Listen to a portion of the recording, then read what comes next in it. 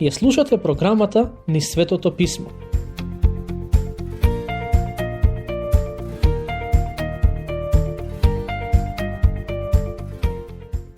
Претходниот пат размислувавме за тоа како црквата е дел од Божиот план и замисла уште пред создавањето на светот. Отецот го направи планот за црквата, а денес ќе видиме како Синот плати за црквата со својата крв. Стих 7. Во кого имаме откуп преку неговата крв, простување на гревовите по богатството на неговата благодат. Според мене, овие стихови се величествени како планински врвови.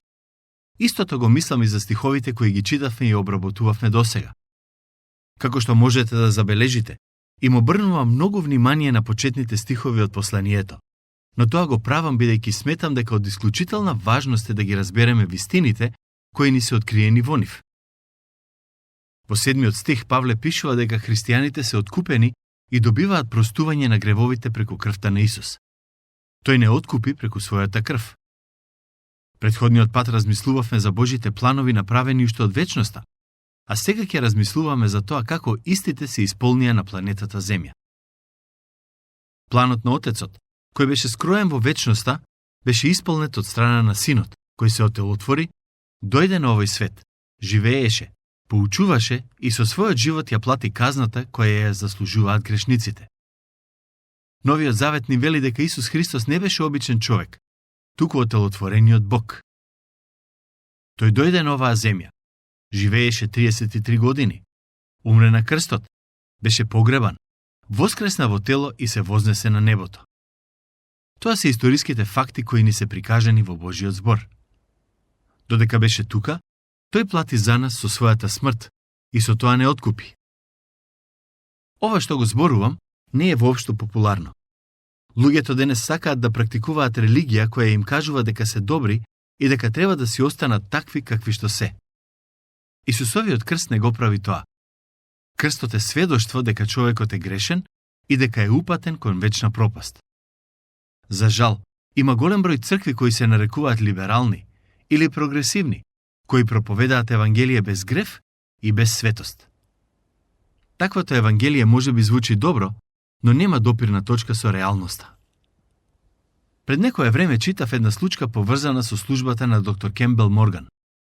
Ако добро се сеќавам, мислам дека ова што ќе ви го кажам се случило во Филаделфија. После една богослужба на која проповедал доктор Морган, му пристапила некоја дама која била навистина богата, барем според начинот на кој се облекувала.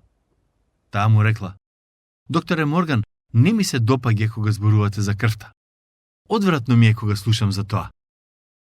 Доктор Морган рекол: "Се согласувам дека кога размислуваме за овие теми, има нешто што е навистина одвратно, а тоа е мојот и вашиот грев." Има и еден друг интересен разговор кој сакам да го споделам со вас. Пред многу години, некоја црква во Вашингтон вработила нов пастор. Еден брачен пар му пристапил на пасторот и сопругот му рекол: "Претходниот пастор постојано зборуваше за крвта на Исус и тоа не ни се допаѓаше воопшто. Така што, се надеваме дека нема да ставате многу голем нагласок на крвта." Пасторот се насмевнал и им рекол: "Можете да бидете сигурни дека нема да става многу голем нагласок на крвта." Кога видел дека неговите соговорници се насмевнале, пасторот продолжил и рекол: "Но, сакам да знаете дека колку и да зборувам за крвта, никогаш нема да успеам да ставам премногу голем нагласок на неа." Авторот на посланието до евреите го објаснил тоа на следниот начин: "Сепаленици за гревот не ти се угодни. Тогаш реков: Ете, идам, напишано е за мене во книгата, да ја извршам, Боже, волјата Твоја." Кога погоре рече: "Жртви и дарови и сепаленици за гревот, што се принесуваат според законот, ти не посака и не ти се угодни", а потоа рече: "Ете, идам, Боже, да ја извршам волјата Твоја", со тоа тој го укина првото, за да го воспостави второто. Според таа волја сме осветени со приносот на телото на Исус Христос еднаш за секогаш. И секој свештеник стои секој ден, служејки и принесувајќи многупати едни и исти жртви, кои никогаш не можат да ги отстранат гревовите. А тој, принесувајќи само една жртва за гревовите, за секогаш седна оддесно на Бога и од тогаш чека понатаму, додека неговите непријатели не бидат положени како подножје за нозете негови.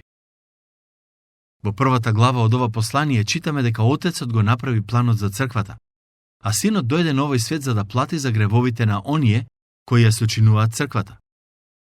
Целиот Стар Завет беше еден вид предслика за тоа што Господ Исус го направи за нас. Авторот на Евреите вели: сите обреди и ритуали во Стариот Завет не можеа да го сторат тоа што Исус го направи со неговата смрт и воскресение. Павле пишува: во кого имаме откуп преку неговата крв, простување на гревовите по богатството на неговата благодат. Сето ова се однесува на Господ Исус Христос и придобивките кои ги имаме од неговата смрт и воскресение. Во него имаме откуп и простување на гревовите. Според начинот на кој ја разбирам Библијата, мислам дека откупувањето е главната цел за доаѓањето на Господ Исус Христос.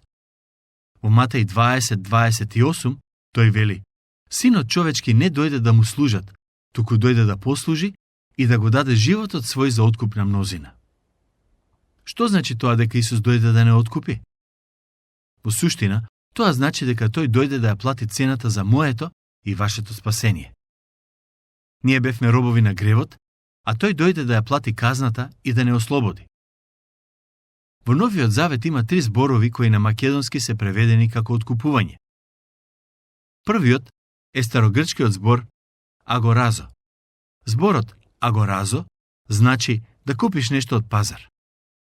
Замислете ситуација во која една жена оди на пазар да купи зеленчук и месо. Откако ќе ги најде посакуваните намирници, таа оди на каса, плаќа за нив и од тој момент тие и припаѓаат нејзе. Токму тоа се случи и при нашето откупување. Апостолот Павле го користи зборот агоразо во првото послание до Коринтијаните 6:20, каде вели: зашто скапо сте платени, затоа прославете го Бога во своите тела и во своите души, кои се Божи.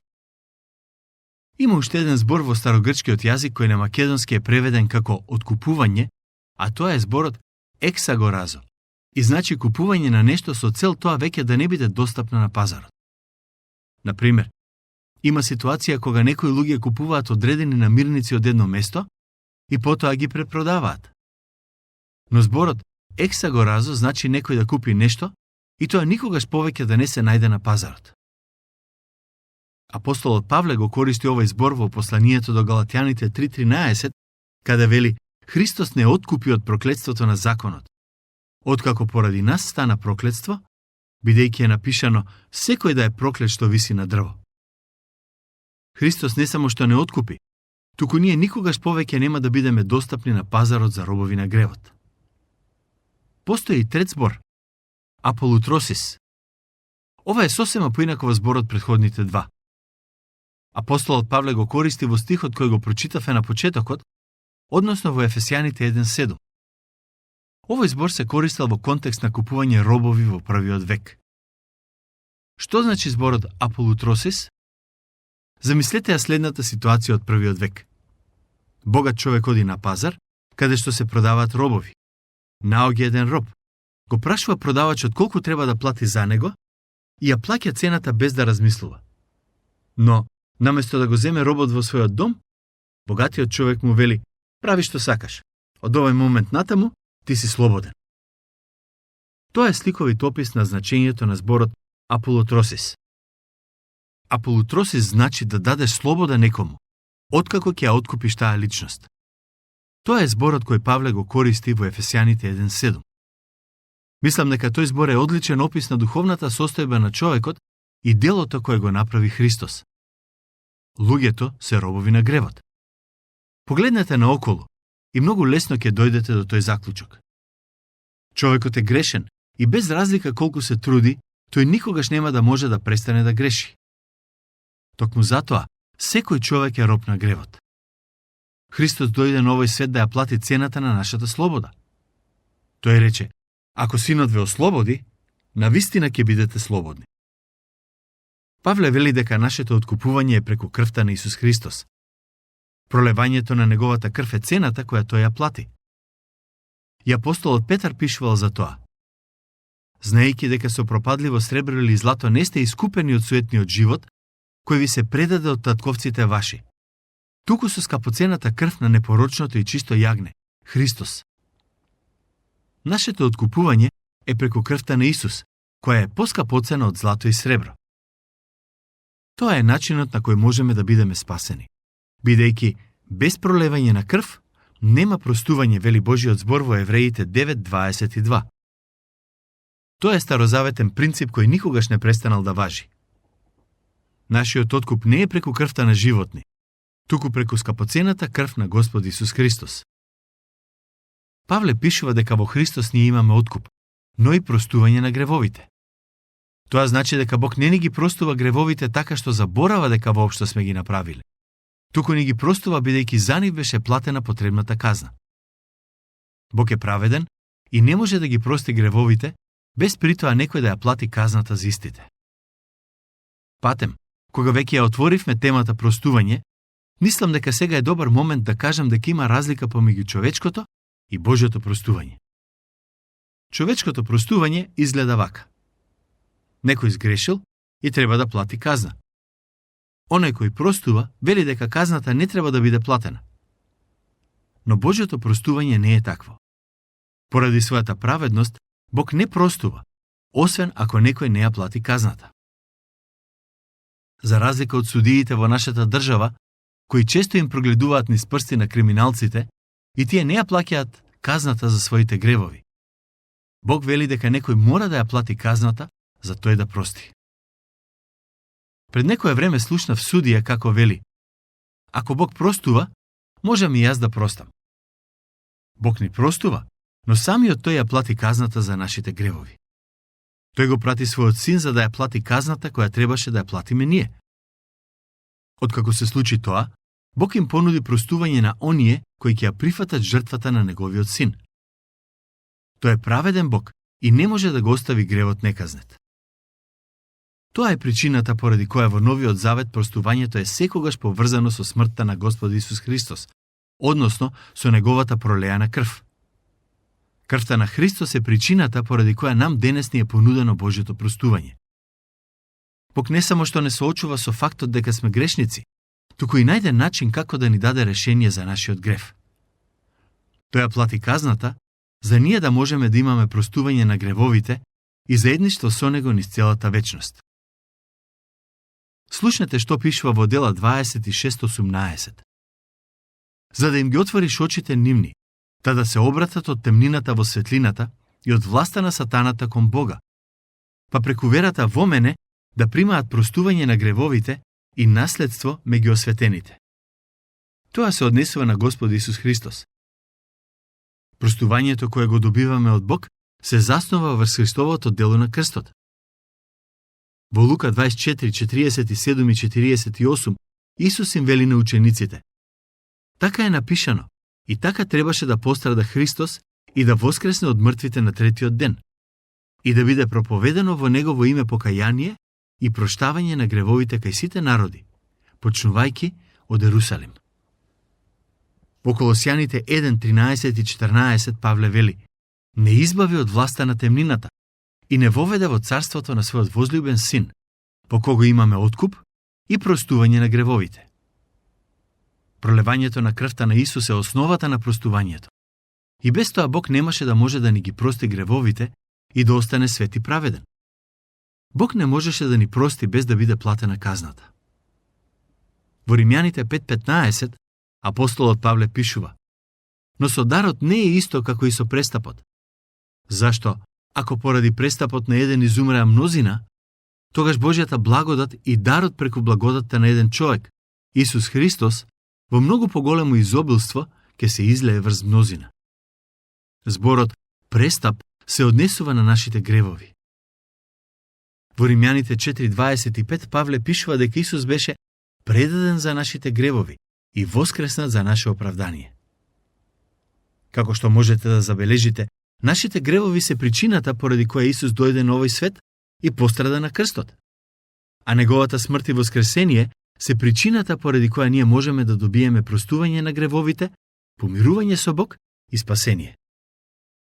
Во Ефесјаните 1:7 апостолот Павле вели дека сето ова го имаме поради богатството на неговата благодат. Зборот благодат е еден од најважните во христијанската вера, а и во самото послание до ефесјаните. Иако се уште немавме можност да го проучиме подлабоко, ви ветувам дека во текот на обработката на ова послание ќе се вратиме на него и ќе видите зошто е толку важен. Павле вели дека Бог е богат со благодат. Со други зборови, тоа значи дека во него има доволно благодат за сите луѓе.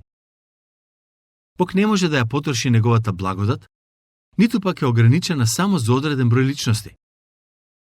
Без разлика во кој дел од светот живеат луѓето, Божјата благодат им е достапна да ги спаси, да ги промени и да ги води низ животот.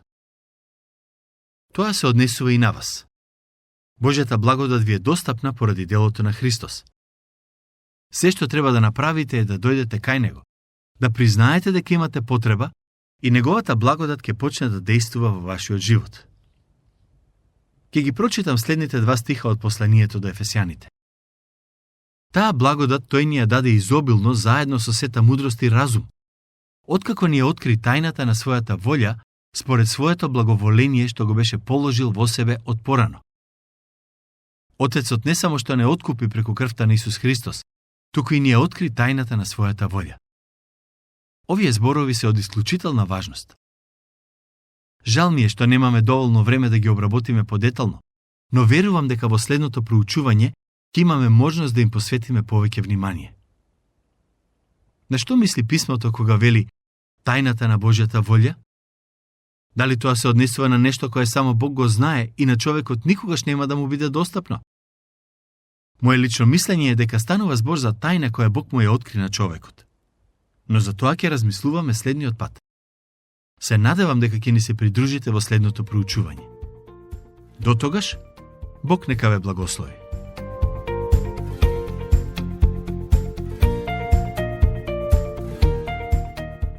Слушнавте емисија од програмата Низ Светото Писмо. Можете да не слушате и преку мобилна апликација на нашиот YouTube канал и на сите познати подкаст платформи, како што се Google, Apple и Spotify. Ако ви се допаѓаат нашите програми, споделете ги и препорачајте ги на вашите пријатели. Бидете слободни да оставите свој коментар или да ни пишете на нашата имейл адреса nizsvetopismo@gmail.com. Следете ги нашите страни Низ Светото Писмо Македонија на Facebook и Instagram. Емисиите од оваа серија можете да ги најдете и на нашата веб страна ttb.twr.org.